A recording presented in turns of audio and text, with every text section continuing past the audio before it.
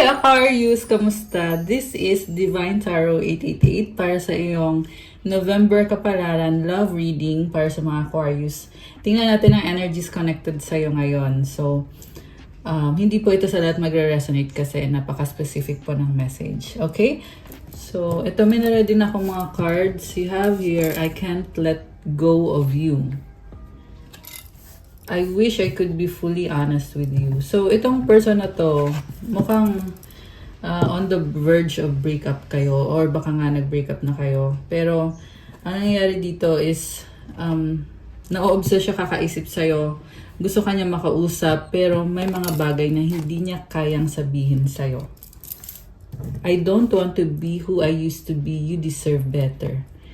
So, nagkikare siya sa'yo eh. And alam niya na deserve mo ng mas better pa sa kaya niyang ibigay.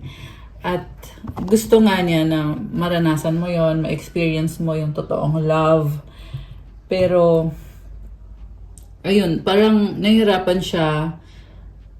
Hindi siya sure kung kaya ba niyang ibigay sa'yo, kung ano yung tingin niya ay deserve mo. Hindi lang naman yan sa emotional na love, but also, ganun din sa finances or sa stability.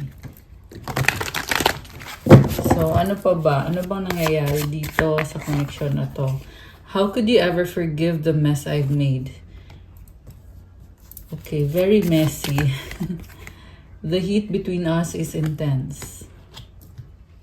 So, nag-cheat kasi siya sa'yo. And I'm hearing hindi niya napigilan. It's a temptation para sa kanya. So, hindi niya din alam kung paano mo ba siya mapapatawad. Pero, iniisip ka niya at hindi ka niya mabitawan. Will this pain ever stop? Ayan. Sobra siyang nasasaktan ngayon. As in. And, yung sakit na nararamdaman niya is, it's an emotional pain. Pero physically, nararamdaman niya din yun. Nalulungkot siya. I'm stuck in visions of us together. So, na-stuck siya sa isip niya kasi iniisip niya kung anong pwedeng mangyari sa connection na to. I don't know where to start. Nahihirapan siyang magsimula or nahihirapan siyang magsabi sa'yo ng totoo. Why can't I tell you the truth? O, diba kakasabi ko lang nito? Ito yung struggle niya eh. Gusto niya mag-usap kayo. Gusto niya matanggap mo siya, mahalin mo siya kung ano man siya. Pero, nahihirapan siya. Nagsastruggle siya. And the reason kung bakit siya nahihirapan is dahil sa liwanag mo. Nakikita ka kasi niya as someone na hindi naman basta-basta, hindi ka naman niya pwedeng lokohin ng ganun-ganun lang. Kung dati naniwala siya na pwede kanyang lokohin, ngayon, kasi na-realize niya dito na hindi ka nga pwedeng lokohin at dapat ay iniingatan ka kasi deserve mo ng pagmamahal. Kaya gusto niya magsabi sa'yo ng totoo pero iniisip niya din kasi yung consequence eh. Pag sinabi ko to, anong mangyayari? Yun yung kinakatakot niya kung ano bang mangyayari. Pag sinabi niya kung ano yung mga gusto niyang sabihin sa'yo. So, tingnan natin. Okay, ibang tarot deck yung gusto kong gamitin. Let's try this. Ano bang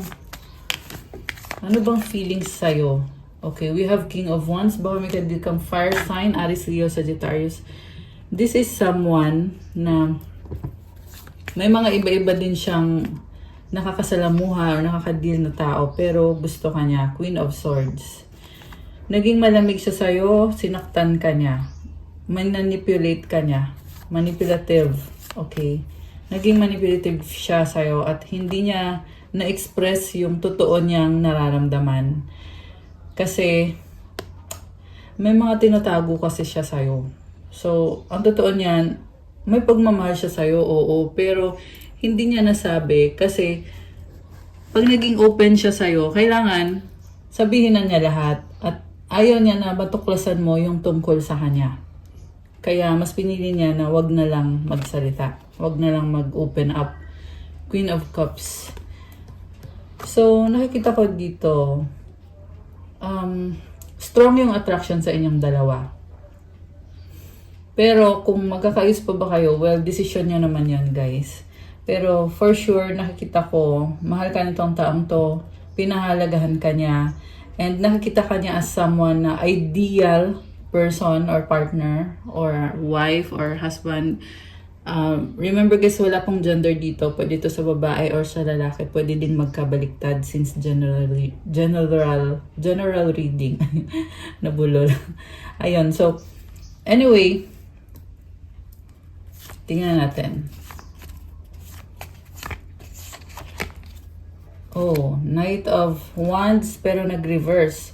So, sinasabi niya dito ngayon na dati, nagkaroon talaga siya ng third party pero ngayon, ayaw na niya. Ayaw na niya sa third party. Gusto niya maging loyal sa'yo. Okay, Queen of Pentacles. May kadil siyang karmic eh. At itong karmic na to is very sexual yung nakikita kong relationship. Okay. So, yan din yung dahilan kung bakit kanya ginosting or naging malamig siya sa'yo. Kung hindi ka man niya ginost, pero andun yung nanlamig siya or hindi na siya, ayun, hindi na siya nag-open up sa'yo. Okay, so Knight of Cups, may pangangailangan siya. At yung pangangailangan niya yon, pwede mo namang ibigay sa kanya. Pero unhealthy kasi yung pattern nitong taong to. Very codependent. Iyan yung nakikita ko dito. So, merong iba sa inyo guys na nagtutulungan kayo financially with this person. Baka kasi ikinasal na kayo or asawa nyo na to. Pero yan yung nakikita ko na meron siyang mga pangangailangan at kaya din siya naging selfish kasi medyo insecure. Okay, ayoko naman sabihin ng ganon as insecurity pero ano kasi yan eh, parang hindi siya ganon ka-confident sa sarili niya. So, naganap siya ng paraan ng ayun. So, kaya siya napunta dito sa karmic connection na to. Naghanap siya ng paraan to survive. That's what I'm hearing. Okay, so tingnan natin. Gusto kong tingnan kung anong intention sa'yo ngayon. Itong person na ito. Kung magkakaroon ba ng magkakaayos sa inyo or kung magiging masaya ba kayo or kung hindi, o kung ano man. Tingnan natin, guys. So, alisin ko muna to. Ayan. Okay.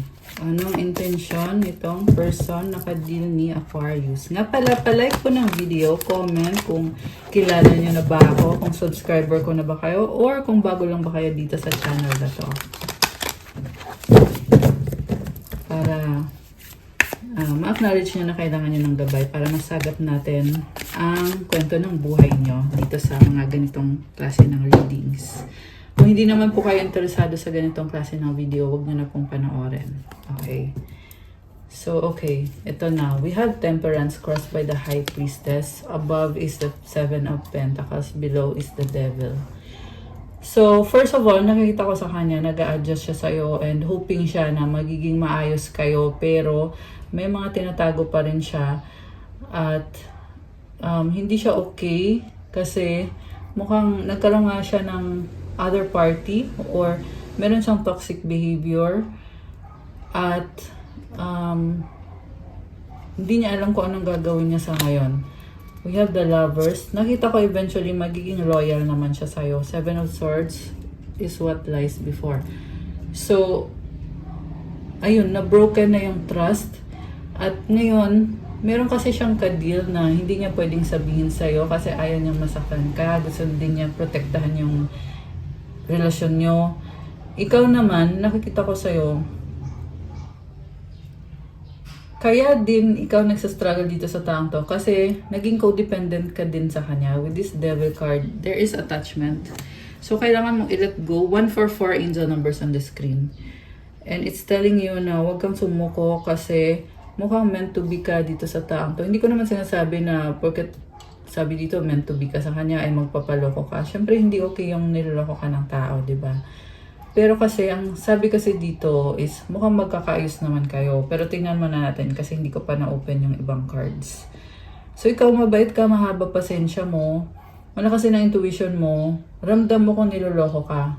At hindi mo alam kung magsistay ka pa ba dyan or kung mag-move on ka ba. So, for some of you guys, meron namang iba sa inyo na talagang iiwan niyo yung taong yan kasi the damage has been done. Okay, pero for some, you're dealing with your twin flame or soulmate. And it's a journey na marami kang natututunan, naayos mo yung sarili mo, at ganun din itong taong kadil mo. What lies below is a 9 of Pentacles. Parang all about money. So, ikaw kaya mo sarili mo pero nagsastruggle ka kasi detached masyado itong taong kadil mo sa'yo. Masyado siyang detached sa'yo. Pero ngayon natututo ka na, okay? I see an ending and a new beginning para sa'yo with this world card. Ayan, tingnan mo, world yan. Tapos ito siya, bagong-bago, may mga stars. So, it means you are glowing, okay? This is a cycle na nagtatapos. Connected sa inyo nitong person na ito. So, samantala, ang tingin niya kasi sa'yo, parang andun yung takot niya na baka saktan mo siya, baka may sabihin ka na masasaktan siya, or baka may gawin ka na biglaan, baka iwanan mo siya bigla. Okay? Yung mga yon ang iniisip niya. With the Ace of Pentacles, I see na pareho kayo, gusto niyong bigyan ng chance yung connection. And the outcome is a Knight of Pentacles. Yung nga lang mabagal. So, it's either sobra kayong busy sa career ninyo or nasa malayo kayo sa isa't isa kaya mabagal yung movement. Okay, kasi dito si Knight of Pentacles Pero andun yung intention na hindi pa tapos itong relationship or connection na to. Okay, pero guys, I tell you, one of you cheated. One of you is not faithful. And kailangan niyong pag-usapan yan kasi may gap between sa inyong dalawa. Kailangan niyong mag-unite. Okay?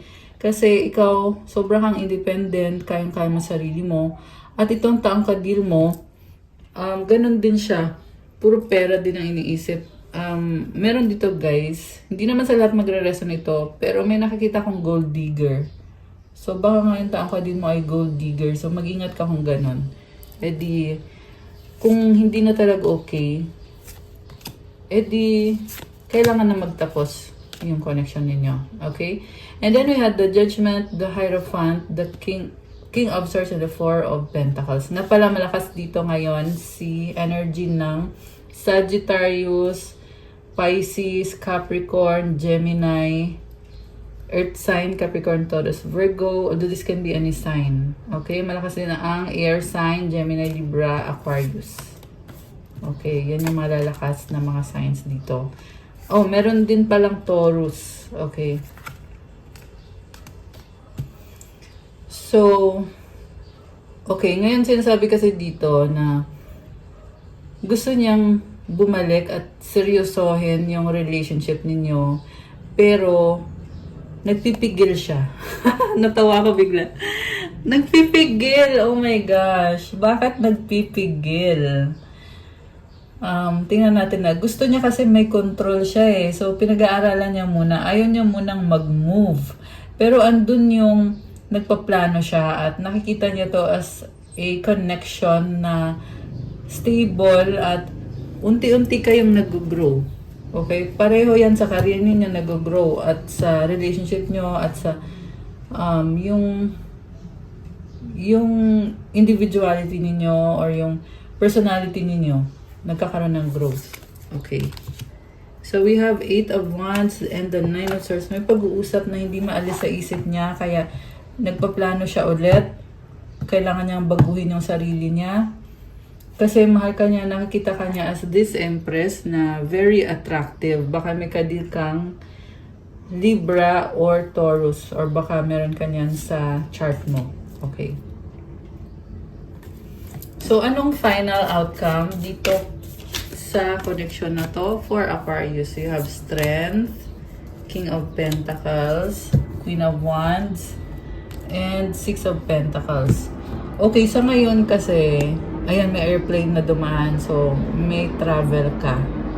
Ayan, or yung person na kadil mo may travel.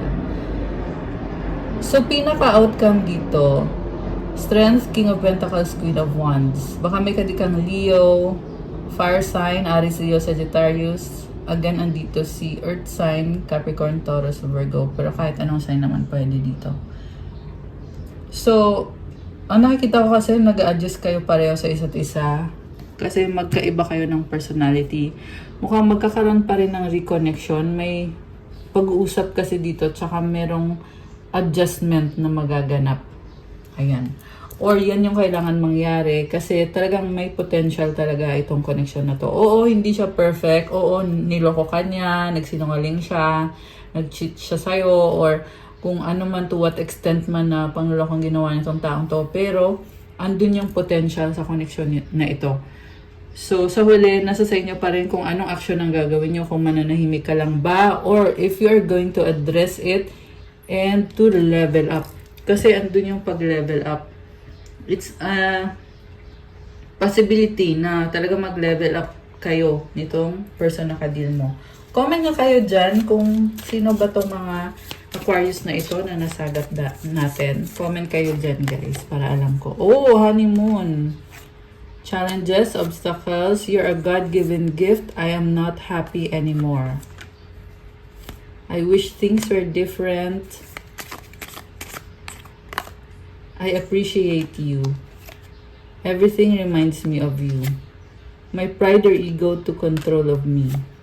I need your time and commitment. Alam mo, ang hearing naghihingalo. Naghihingalo. In a sense na uhaw siya sa'yo. So, medyo may pagka-clingy in an unhealthy way. Pero kasi ganun lang yung paraan na alam niya eh. Ma-pride din itong taong to. Pero meron naman siyang pagmamahal sa'yo. Kasi lang kailangan niya mag-heal. Okay, yan yung nakita ko kasi may mga challenges kayo at paano naman niya maayos yung challenges na yan kung siya mismo sa sarili niya, hindi niya maayos yung sarili niya. Okay, although nagtatry siya, pero natatawa na naman ako kasi narinig ko kasi tinimbang pero kulang. Oh my gosh. Comment nyo guys kung anong kahulugan nun. Kasi yan yung mga messages na ano ko dito. Open your heart. So gusto niya, buksan mo ulit ang puso mo and i-allow mo siya ulit sa buhay mo. Lagi ka niya naiisip at naaalala, I have hope in us. Grabe. Mahal ka naman niya. Oo. So kailangan lang din niyang maging more independent. Message para sa'yo. Galing sa angels mo. 1919 transformation. It is asked that you take notice that you hold within your hands the power to change your life.